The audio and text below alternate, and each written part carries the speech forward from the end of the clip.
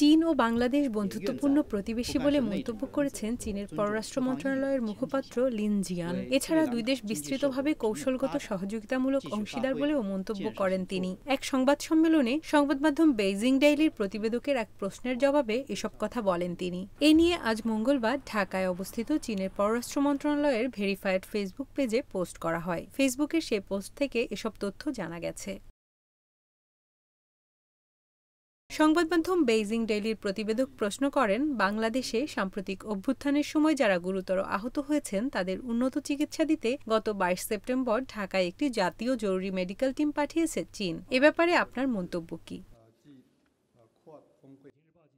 চীনের পররাষ্ট্র মন্ত্রণালয়ের মুখপাত্র লিন জিয়ান তখন বলেন, এ ব্যাপারে সব তথ্য কর্তৃপক্ষ আগেই জানিয়ে দিয়েছে। বাংলাদেশের অন্তর্বর্তী সরকারের আমন্ত্রণে চিকিৎসা সহায়তা দিতে জাতীয় জরুরি মেডিকেল টিম পাঠানো হয়েছে। সেখানে থাকার সময় মেডিকেল টিম তার দক্ষতার পূর্ণ ব্যবহার করবে এবং মানবিক চিকিৎসা প্রদানের জন্য যথাসাধ্য চেষ্টা করবে।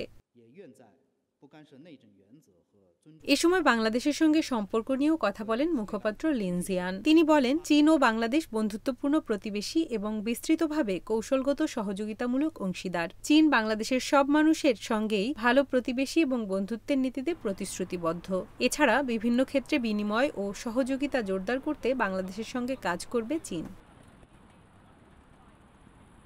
কৌশলগত সহযোগিতামূলক অংশীদার হিসেবে চীন বাংলাদেশের সঙ্গে এই সম্পর্ক আরও গভীর করবে বলেও মন্তব্য করেন দেশটির পররাষ্ট্র মন্ত্রণালয়ের মুখপাত্র। এর আগে গত ২২ সেপ্টেম্বর বাংলাদেশে নিযুক্ত চীনা রাষ্ট্রদূত ইয়াও বলেন, বাংলাদেশের সাম্প্রতিক অভ্যুত্থানের সময় অনেক বেসামরিক লোক ক্ষতিগ্রস্ত হয়েছে। ব্যাপক কৌশলগত সহযোগিতার অংশীদার হিসেবে চীনা সরকার নিহতদের প্রতি সমবেদনা প্রকাশ করে এবং নিহত আহতদের পরিবারের প্রতি সমবেদনা জানায়। চীন এবং বাংলাদেশ একে অপরকে সমর্থন করে আসছে বলে গভীর সহানুভূতি প্রকাশ করে।